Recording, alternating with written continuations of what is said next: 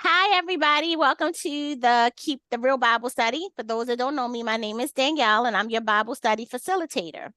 Tonight, we will be into Exodus 1 and 2. So if you could join it, turn in your Bibles to Exodus 1. And how we do every week, we're going to open with prayer. Are we ready? Yes. Yes. All right. Lord, open our eyes Lord, open our eyes so we can see something we've never saw before. so we can see something we never saw before. Open our ears Open our Open our ears so we can hear something we've never heard before. so we can hear so something we we can hear something we never heard before. And open our hearts and open our Open our hearts hearts so we can receive something we've never received before. so we can so we receive can something we never receive something received that we never before. received before. Amen. I love to hear you guys say the Amen. prayer. All right. So before we start, I'm going to give you the backdrop of Exodus. So since we're starting Exodus now, I'm going to give you the backdrop. It says that technically Exodus is anonymous, but it is one of the 5 books, Genesis, Deuteronomy. It says the Pentateuch associated with Moses by both Old and New Testament writers. They said that Moses wrote Exodus sometime between 1445 BC and 1406 BC. When God redeemed his chosen people, Israel, through his servant Moses, he entered into a covenant relationship with them and instituted a place of dwelling with them, which is the tabernacle. So it says the summary of Exodus is this. Exodus records God's act of saving the Israelites and establishing them as a covenant community, a nation chosen to serve and represent him.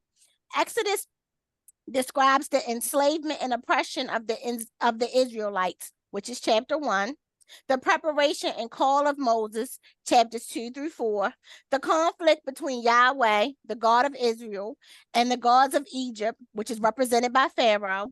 That's in the 10 plagues and institution of the Passover, which is chapters 5 through 13, the exodus of the Israelites from Egypt, chapters 14 through 18, their establishment as a nation in covenant with the Lord, and the giving of the 10 commandments and other laws, chapters 19 through 23. Israel's rebellion, which is chapters 32 through 34, and the Lord's provision for their ongoing relationship, symbolized by his presence of the tabernacle the Israelites built for him. That's chapters 24 through 31 and 35 through 40.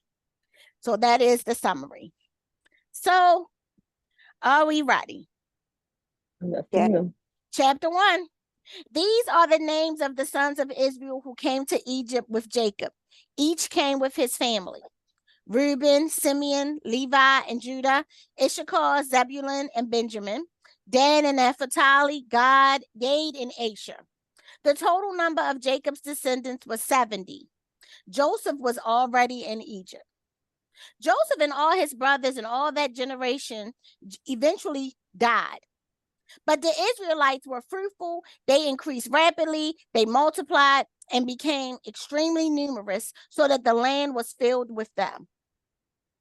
A new king who did not know about Joseph came to power in Egypt.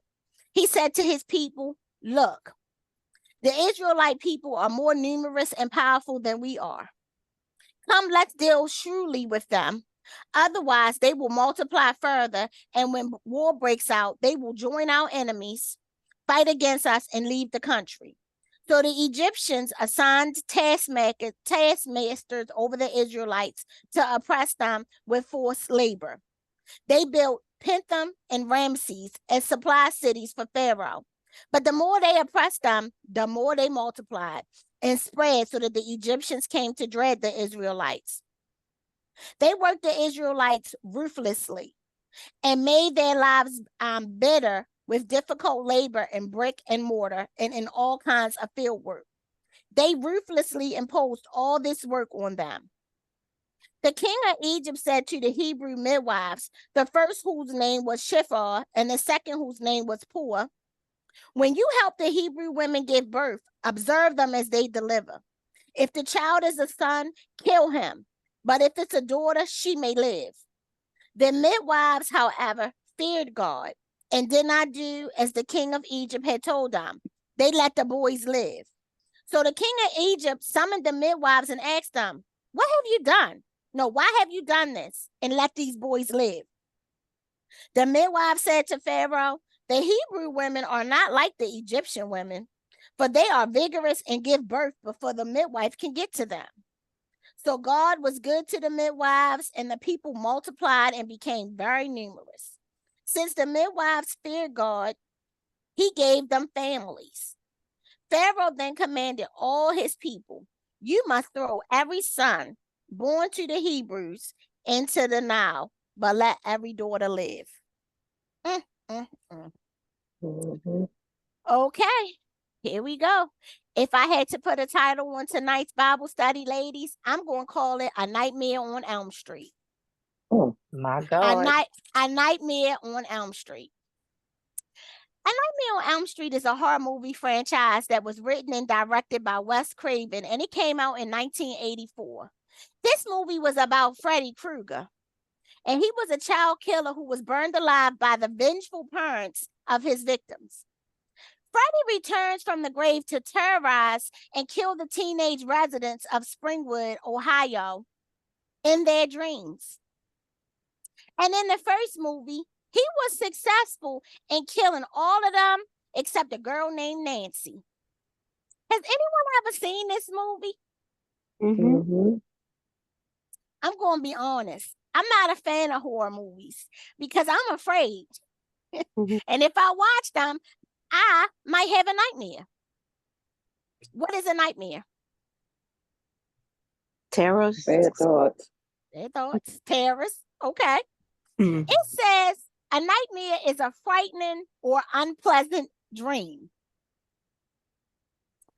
A frightening or unpleasant dream.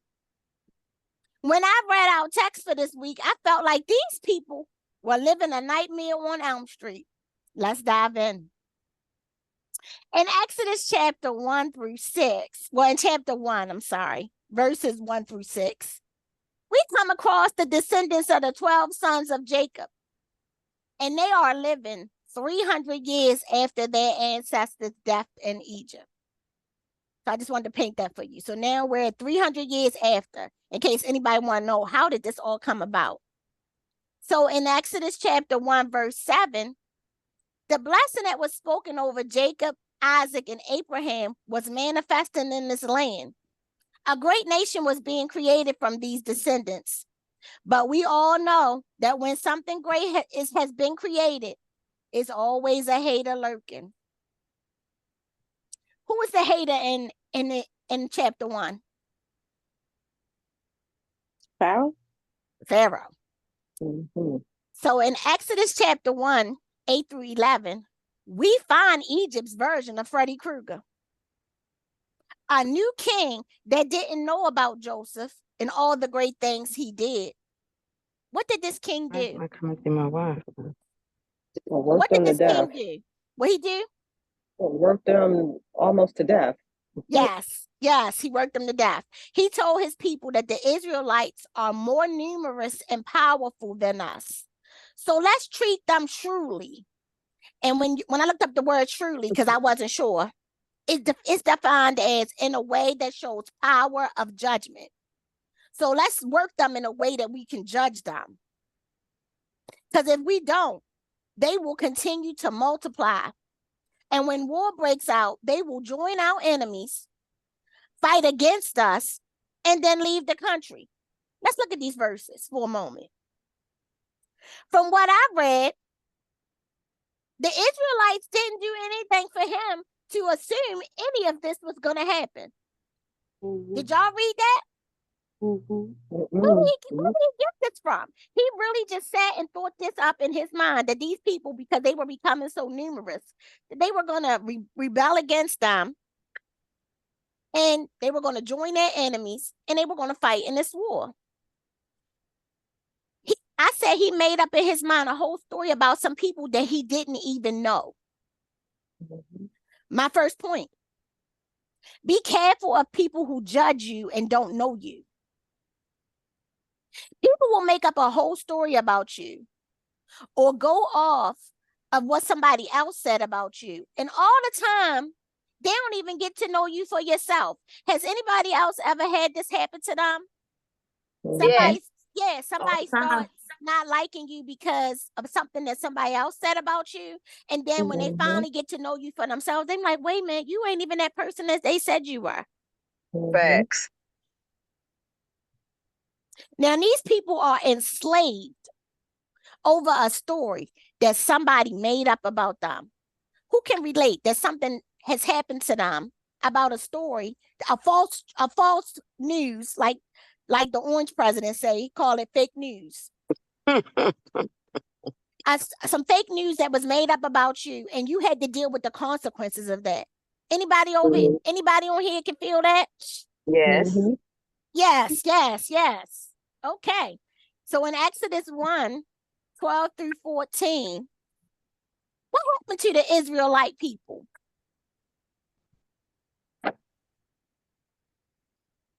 They multiplied. Yes. Or The they more, became yes. The more they oppressed them, the more they multiplied. And the Egyptians really started not liking them. So much so that they made their work more difficult. And they imposed the work on them ruthlessly. My next point, ladies, somebody right now don't like you because no matter what they do or say, you keep on keeping on. Here is what I want you to write down. Y'all ready? Y'all got y'all pen and y'all papers? Dear haters, I have so much more for you to be mad at. Just be patient. Love and sign your name. Dear haters, I have so much more for you to be mad at. Just be patient. Love and then sign your name. Anybody else need me to repeat it again? I love it. Okay. All right. In Exodus 1:15-16, here comes Freddy Krueger. Do anybody remember that song? 1, 2, Freddy gonna get you. 3, 4, knocking at the door. Or lock your door. What it was, 5, 6, you gotta pick up your sticks. I don't remember because I ain't never really see it. But okay, y'all. Here comes Freddy Krueger trying to kill people's dreams. Some look at their children as their dreams. When they see their kids, they can see a future. Somebody that can carry on their name, their traditions, and their love. In the movie, Freddy wants to kill teenagers in their dreams in retribution for something their parents did to him. And in Exodus, Pharaoh told the midwives to kill the baby boys as soon as they are born. Pharaoh wants to kill the baby boys because of something he feels their parents did to him. Did anybody get that? Did anybody put that together when they was reading? He blaming these kids for something that he felt like their parents did to him. Next point. Somebody is setting their eyes on your kids because they can't get to you. So please pray that your kids are covered in Jesus' blood from the top of their head to the bottom of their feet. In Exodus 1:17, all I'm going to say for that verse, y'all, is thank God for the midwives. What did they do? Or should I say, what didn't they do? They didn't kill the boy. They didn't kill the boys. They let them live. They feared God, and they didn't listen to Pharaoh, and they let the boys live. Next point. Make sure you have people in your space that will not allow you to make decisions that are not in your best interest or your kids' best interest. In Exodus 1:18-22, what did God do for the midwives? Gave the families. He gave them families, yes. God blessed the midwives because they didn't do what Pharaoh wanted them to do. He also protected them because Pharaoh didn't lay a hand on them even when he was told the mothers gave birth without them. Did y'all catch that? Because I was waiting for him to do something to them, for him feeling like they were being disobedient, but he didn't. And I was like, whoo, I was nervous for him. So he said, even when he was told the mothers gave birth, God gave these women their own families. My next point, God will bless you in your obedience. So the Israelites went from being blessed by a dreamer to living in a nightmare. Exodus version of Freddy Krueger was doing any and everything he could to kill the baby boys born to the descendants of Jacob. But even with a killer amongst them, God always finds a way. We're going to continue. But before we go to chapter 2, is there anything that anybody want to discuss back in chapter 1? Anything that resonated? I only had a question. What is a Nile? When we get to the Nile River? Oh, that's the river. Okay. That's the river. why- When we get to chapter 2, that's the river. Anything else? Any other questions? Any other comments? Any other observations that we can see about?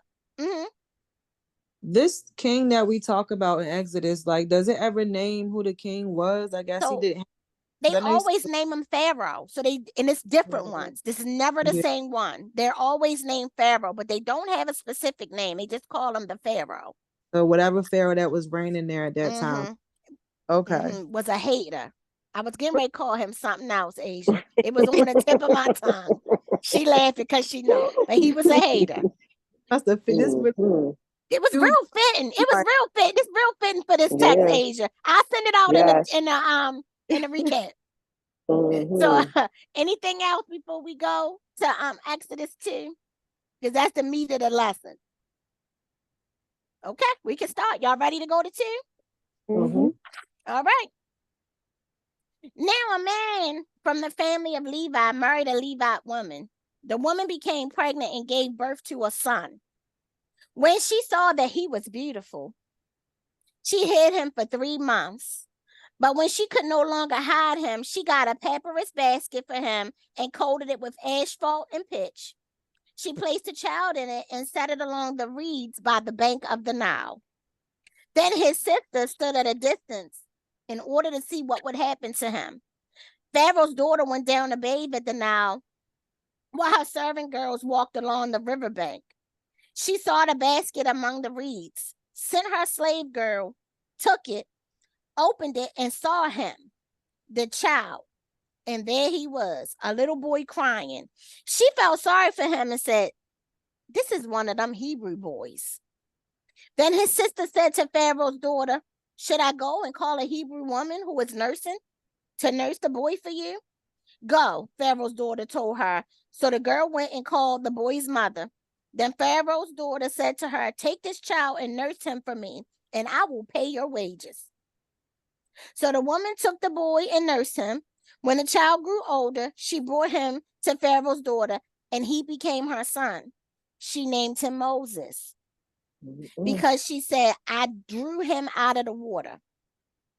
Years later, after Moses had grown up, he went out to his own people and observed their forced labor.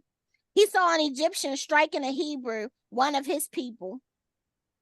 He looked all around and seeing no one, he struck the Egyptian dead and hit him in the sand. The next day he went out and saw 2 Hebrews fighting. He asked the one in the wrong, "Why are you attacking your neighbor?" "Who made you a commander and judge over us?" The man replied. "Are you planning to kill me as you killed the Egyptian?"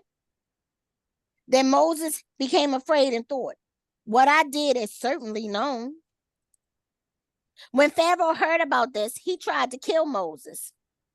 But Moses fled from Pharaoh and went to live in the land of Midian and sat down by a well. Another well.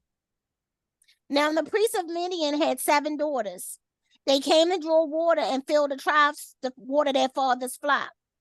Then some shepherds arrived and drove them away. But Moses came to their rescue and watered their flock. When they returned to their father R.E.A.L, he asked, "Why have you come back so quickly today?" They answered, "An Egyptian rescued us from the shepherds. He even drew water for us and watered the flock." "So where is he?" he asked his daughters. "Why then did you leave the man behind? Invite him to eat dinner." Moses agreed to stay with the man, and he gave his daughter Zipporah to Moses in marriage. She gave birth to a son who he named Gershom, for he said, "I have been a resident alien in a foreign land." After a long time, the king of Egypt died. The Israelites groaned because of their difficult labor. They cried out, and they cried for help because of the difficult labor. That cry for help came to God. God heard their groaning, and God remembered his covenant with Abraham, with Isaac, and with Jacob. God saw the Israelites, and God knew. Okay. All right. In Exodus 2, 1 through 2, we find a family that has welcomed a son. I'm sure they dreamed of this child, what they would be, what they would look like, who they would be. However, there is a Pharaoh, Freddy Krueger, that has put out a command to kill any son born. Their dreams probably turned quickly into a nightmare when a mother gave birth to a son. Can you imagine when she finally felt that relief when the baby came out? She was happy. And then the minute that midwife said, "It's a boy," how the atmosphere shifted in that room. This son, however, is a descendant of the house of Levi, one of the tribes of Israel. The mother saw that he was beautiful.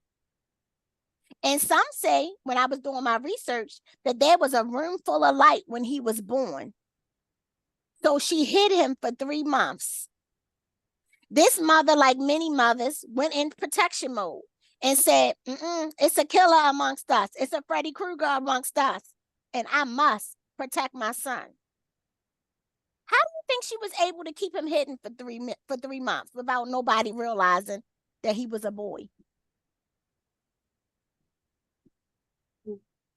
Maybe she dressed him up like a girl. That's what I said, Shantini. I Mhm. said she made, because he was so beautiful, Disguise him as a cute she little girl. disguised him as a girl. Yeah, That's a girl. that's what I said. I said she dressed him up and she had him looking like a girl. Put some cute little girl clothes on him, Uh-huh. hair But what down. they Yeah. was killing the boys, right? They was killing the boys. Mhm. So she hid him. So my next point, sometimes you have to be hidden so you can be protected.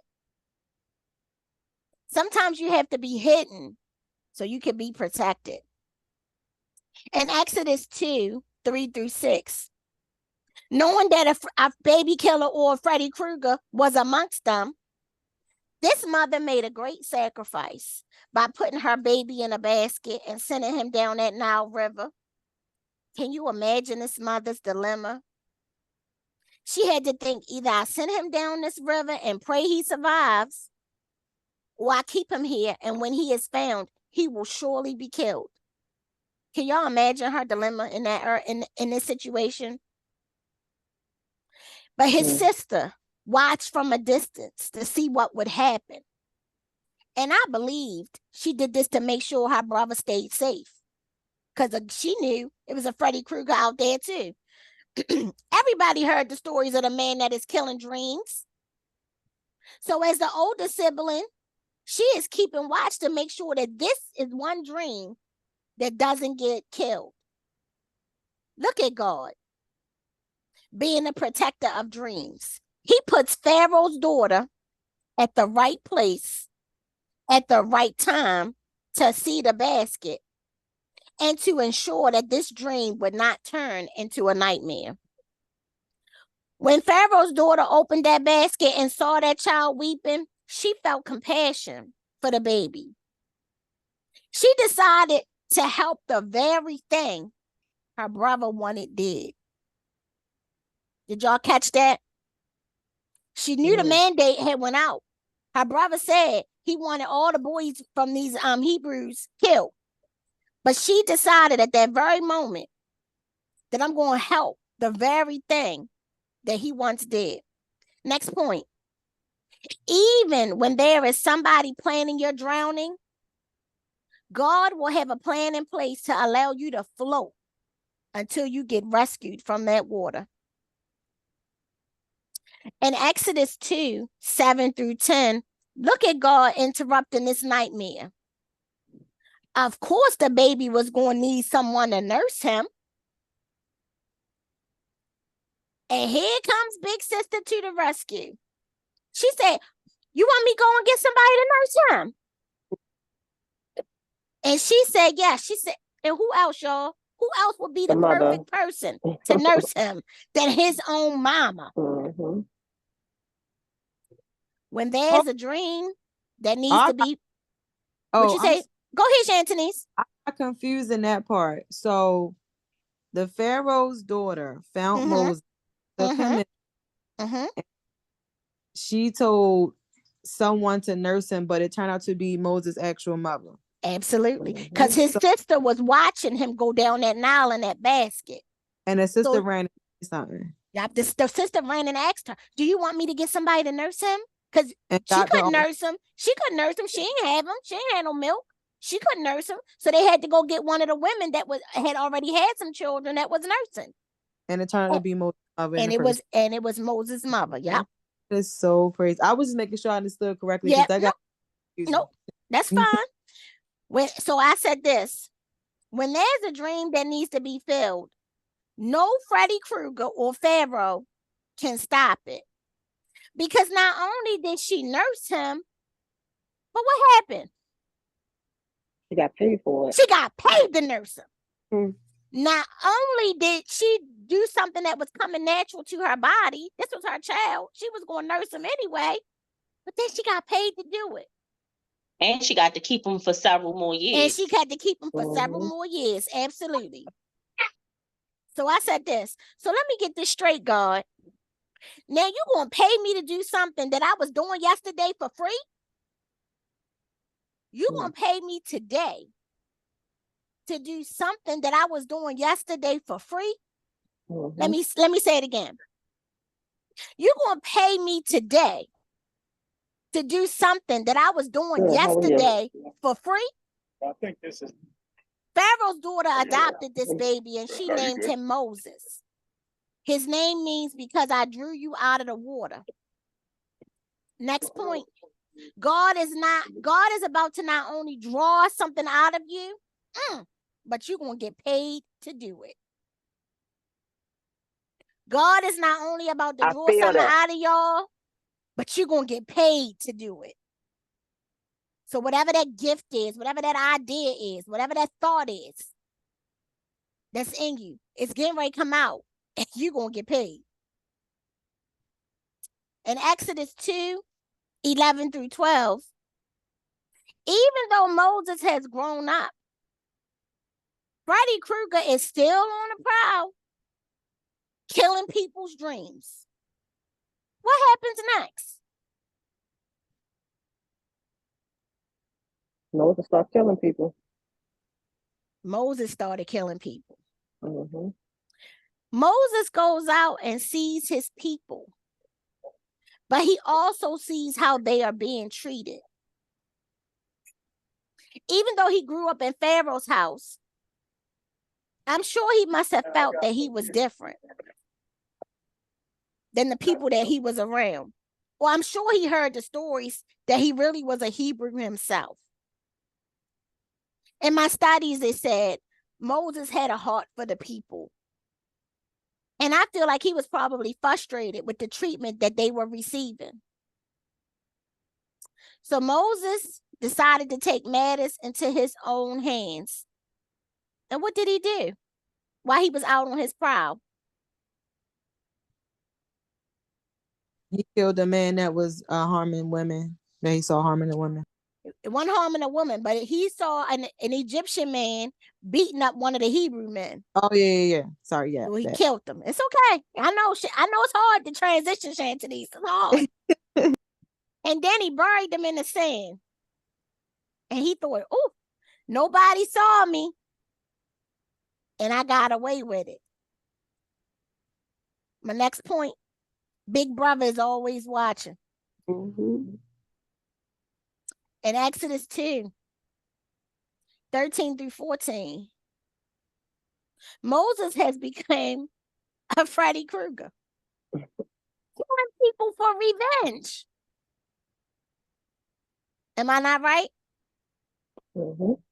Are we going to say his killing was more justified than the others? Moses acting like Simeon and them. At least he ain't taking out all the men, though, Shantanice. At least he ain't taking out the whole city. True. So did y'all see that? What makes him think that what he's doing is any better? So it says, the very next day, he saw two Hebrews fighting, and he asked the one in the wrong, why are you attacking your neighbor? And they responded, who made you the commander and the judge of us? So they said, what you going to do? Are you going to kill me just like you killed the Egyptian?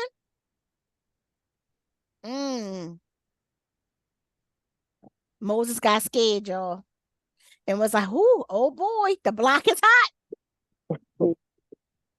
What I thought was a secret, somebody knows, and now I'm going to be known as a Freddy Krueger.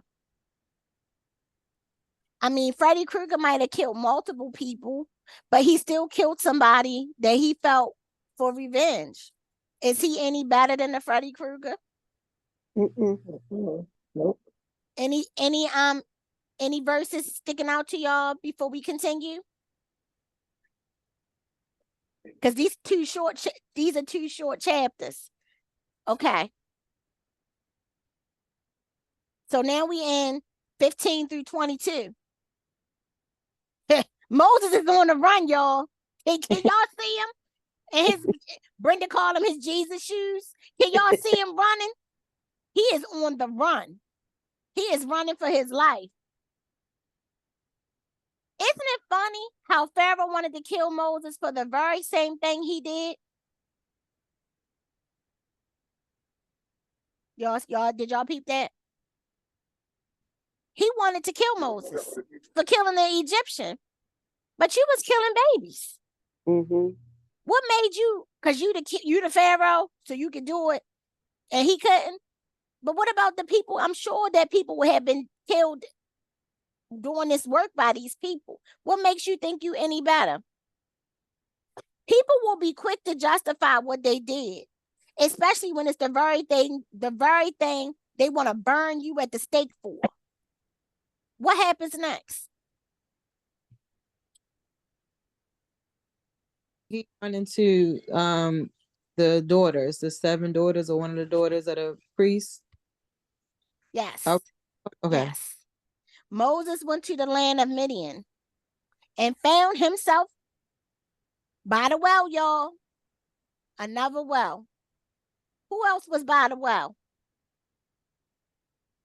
His wifey.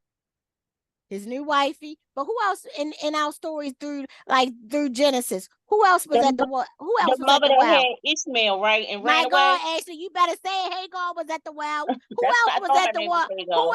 Who else was at the well? Did Abraham go to a well? Did Abraham go to the well? Where was when they went and they sent for Rebecca? Remember that servant went to get Rebecca, and he had to help. He had to help her with her flock. Was she by a well? I can't remember. But these women, they seem to find them by the well. It's something with Jesus. Oh yeah, Rebecca was by a well, because that's where what's his name? He found her there, and she was like, found the servant found her there. yeah. But it's something about God and us, y'all, and wells. It's something about God and women and water. We're gonna have to do some investigation because it's truly there. So Moses, I gotta get me a well, y'all. Moses went to the land of Midian And he found himself again defending the 7 daughters of the priests of Midian. Here he go again, defending somebody that he feel is being wronged. What was the difference in this defense, though? What did he do differently? He defended them. He didn't. He didn't kill him, Miss Maria. Absolutely. He did not kill him. I said this time he learned his lesson. The shepherds were standing in the way of the women watering their father's flocks. So Moses defended them and he watered the flock for them. And his good deed got him invited to the priest's house. And what else did it get him? A wife. A wife. A wife. A wife. So he went from trying to resolve a situation on his own. Look at that, y'all. We've been there. We're going to take matters into our own hand. I might have to slit your throat. To say, you know what, maybe that might not have been the best solution to this problem. So on my travels, while I'm on the run, I'm sure he had some thoughts. He had to start thinking like, maybe I could have handled that a little bit differently, because then I could be home. Now I'm out here in the wilderness. So I said, Moses learned how to handle a disagreement without violence. And he received a blessing because of it. My next point. The blessing is in how you handle adversity. I needed that for me. The blessing is in how you handle that adversity. Because I'm with Moses. I wanted to bust him in the head with the rock. But I probably wouldn't have buried him in the sand, though. God's still working on me. In Exodus 2, 23 to 25, The Nightmare on Elm Street, part 1, has ended. Because their version of Freddy Krueger, their version, died. The person who was killing dreams and had them living in a daily nightmare at this moment was dead. However, things didn't get better because the Israelites began to complain about their hardships. But God heard them, and he remembered that covenant that he had with Abraham, Isaac, and Jacob. Oh, I'm sorry, y'all. Isn't it good to be remembered? Mm-hmm. All right, so I got something I want to read to y'all, and then I'm gonna tie it in, and then we're gonna come back and talk about what we learned. All right, here's a little poem I found. I'm always finding something. The God Who Sees Me by Madeline Hodges. The God Who Sees Me by Madeline Hodges. You are the God who sees me when I'm lost in your marvelous waves. Captivated by your love, you see me. When my face radiates your joy and people look in wonder at your beauty shining through me, you see me. And when I'm frustrated by the things I can't seem to get right, when I'm focused on my failures and I don't see you, you see me. Whether I praise you or turn my face away from you, you continue to pursue me because you are the God who sees me. Thank you, God. I'm going to tie it together. Y'all ready? Mm-hmm. Let's see. Where am I? Share the screen. It's the screen. I need a sound.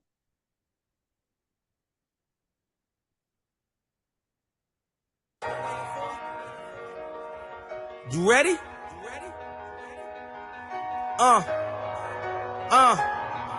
I used to pray for times like this, to rhyme like this, so I had to grind like that, to shine like this. In a matter of time I spent on some locked up in the back of the paddy wagon, cuffs locked on wrist. See my dreams unfold, nightmares come true. It was time to marry the game, and I said, yeah, I do. If you want it, you gotta see it with a clear eye view.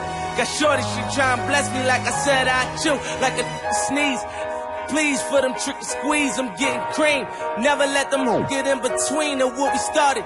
Lord, but I'm lying hearted. They love me when I was stuck and they hated when I departed. I go and get it regardless. Draw it like I'm an artist. No crawling, went straight to walking with foreigns in my garages are foreign. Menage, sucking and swallowing anything for $1. They tell me get him, I got him. I did it without an album. I did it with Mariah. Lil' I'm on fire. Icy as a hockey ring, Philly flyer. When I bought the Rolls Royce, they thought it was lease. Then I bought that new Ferrari, hey, to rest in peace. Hey, to rest in peace to the parking lot. Phantom so big, can't even fit in the parking spot. You ain't talking about my then what you talking about? Gangsters moving silent, and I don't talk a lot. I don't say a word. I don't say a word. Was on my grind and now I got what I deserve. Hold up, wait a minute. Y'all thought I was finished? When I bought the ass tomorrow, y'all thought it was rented?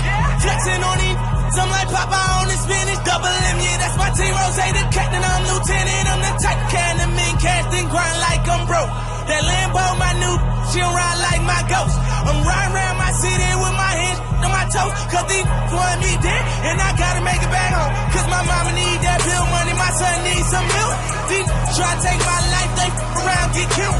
You around, you around, you around, get smoked. Cause these Philly, I bored with me, don't around, no joke. No, all I know is murder. When it come to me, I got young that's rolling, I got throwing bees. I done did the DOA, I done did the KODs. Every time I'm in that bitch, I get to throwing 30 G's. But now I'm hanging out that drop head, I'm riding down on collars. They let me earn back home, that young be wildin'. We young, we mobbing, like Batman and Wood Robin. This two-door Maybach with my seat on reclining. I'm like, real, what up? Real, what up? If you ain't about that murder game, then shut up. If you dip me in your rats, I get your pussy fuck up. When you touch down in my hood, no, that tour life ain't good. Kept me down in MIA. And that heat game on wood. With that Puma life on my feet. Like that little engine I could. Boy, I slide down in your block. Bike on 12 o'clock. And they be throwing deuces on the same, they watch. And I'm the king of my city, cause I'm still calling them shots. And these lanes talking that bull, the same, that fly. I'm the same from First Street with them that braids that lock. Just same that came up and I had to wait for my spot. And he waiting on me, waiting on me.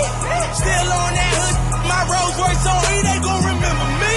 I said remember me. So much money at your friends turn to your enemy. And when this beef, I turn my enemies to memories. We don't take off for 40, ain't no 10 the key. Hold up, broke, turn rich. Love the game like Mitch. And if I leave, you think dumb pretty home. Gon' still my. It was something about that rollie when he first touched my wrist. Had me feeling like that dope boy when he first touched that. I'm gone. All right, what did we learn?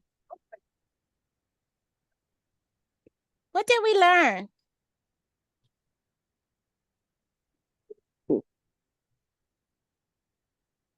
God always keeps his promise. I know that's right, Miss Maria. God always keeps his promise. And what else? Well, I never knew Moses killed the man and then tried to cover it up. And it Hide just him in the made me feel sand. like, it just made me think about everything done in the dark come to light, because he didn't even know somebody saw him do it. He looked left and right. They said he looked up and down. He said he looked. He thought he was in the clear.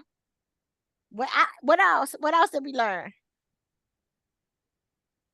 I never knew the story about how he was given away. I think that was very interesting to me, to know how like they had to hide him, send him away, and then turns out he got sent back to his mom, and then she got paid to do what she was already supposed to do. My You God, she never got know how paid. life She gonna got come full paid. circle. That's what I didn't realize that either, Shantanice. This woman got paid to do something she was gonna Right. be willing to do for free if you ain't even just want to kill her son.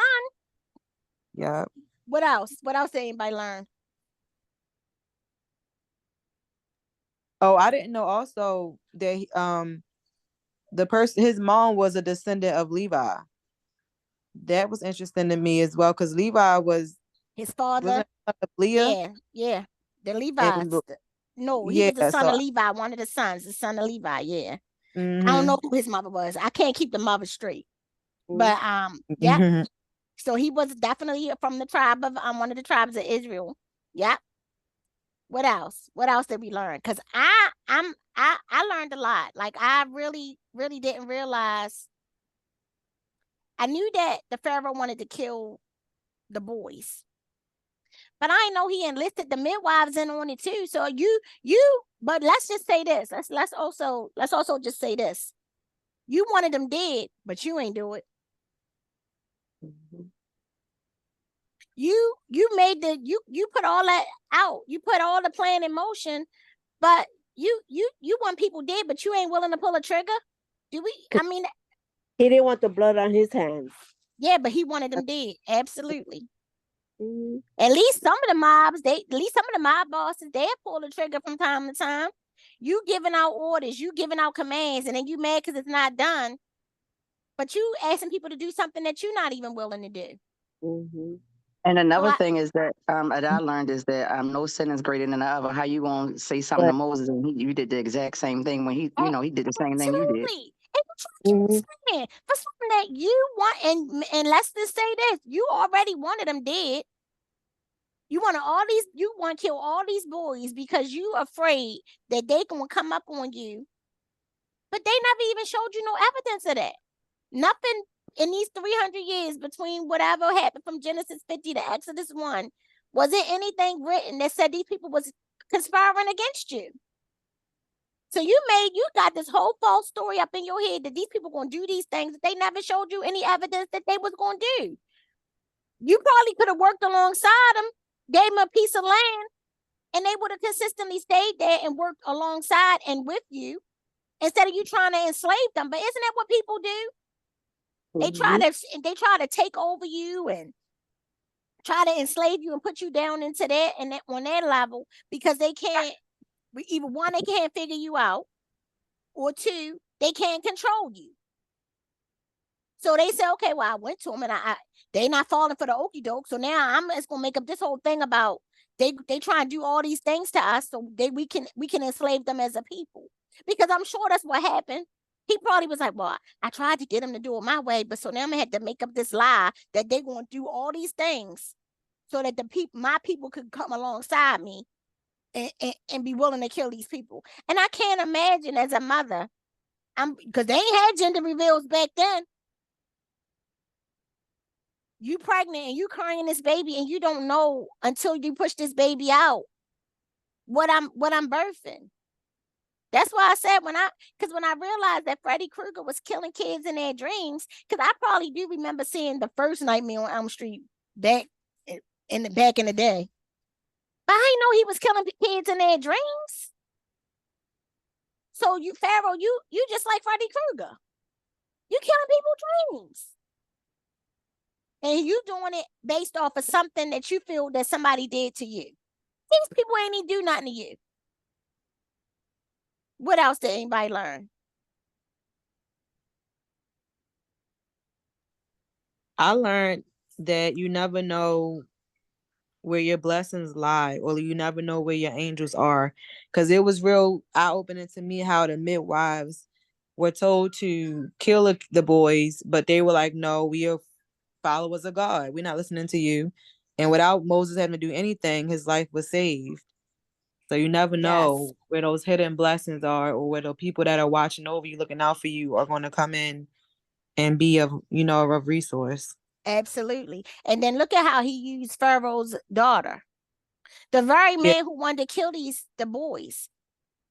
He put her in the right place at the right time to get him about this water. And then say, okay, well, I'm gonna pay you. You go ahead and nurse him, like Ashley said. And then she got to keep him for some years. And then she sent him back to the house. And then she adopted him. God has a plan. And Mhm. we just gotta allow the plan to take place. But we so busy trying to jump ahead or putting our own turns and spins on it that we can't let the plan unfold. And I'm guilty of it myself. And I also learned that you can have a Bible study and you can have a rap song tie you in. Yeah, So because I could have don't sworn I was going to play a little snippet from Nightmare on Elm Street, but I heard Meek Mill. I said, "Oh, hold up, hold on, Yeah. wait a minute. okay, Y'all Pastor thought I was Daniel." finished. Yeah.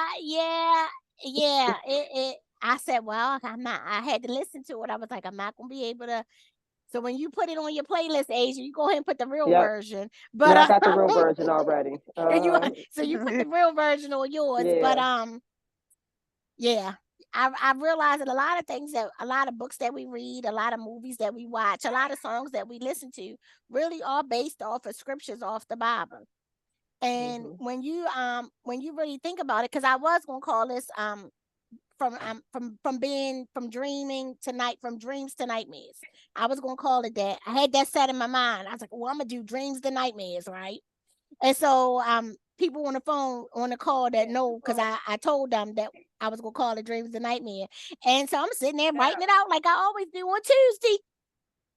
And I got the title on the paper, and I'm like, okay, how I'm gonna start it out? And I said, well, Lord, what you want me to teach the women? See, because I'll be wanting to teach y'all one thing. And when I said, what you want me to teach the women, where Freddie Krueger come up?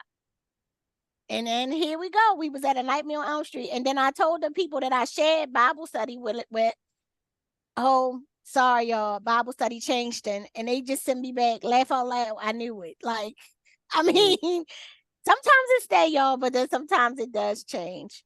But I hope y'all enjoyed it. I hope y'all enjoyed it, and y'all can see how when there's a purpose for you and there's a call. Think about it like that. Satan was so busy, he knew that Moses was coming. He was gonna kill every boy just to kill him. Because he knew he was coming. I was just about to say that, Danielle. I was just about to say Yes. that. Like sometimes the call on your life is Yes. so great. It's It's so people great. that are like threatened by you and you haven't even fully matured. Like you're Yes. such a threat that before you even finish maturing, they're trying to take you down. You ain't even done yet and you scared of me already. I'm in my mother's womb. But you know I'm coming. That's why I had that little thing for y'all, dear haters. Write it down. Put it on your mirror. Be patient. I'm gonna give you something to really hate. Love and assign your name. But that's what this was all about. They don't know who was coming, but they knew they was coming in this out of these people. So I'm gonna have to kill all these people, all the boys. Because if I don't, I'll take a chance on this person coming and growing up and really answering the call. So sometimes, you look at this great attack on your life and you just should know at that point, ooh, it must be something great. Because I got all these things coming at me. It got to be something great. Anything else? Anybody else want to share anything else before we leave?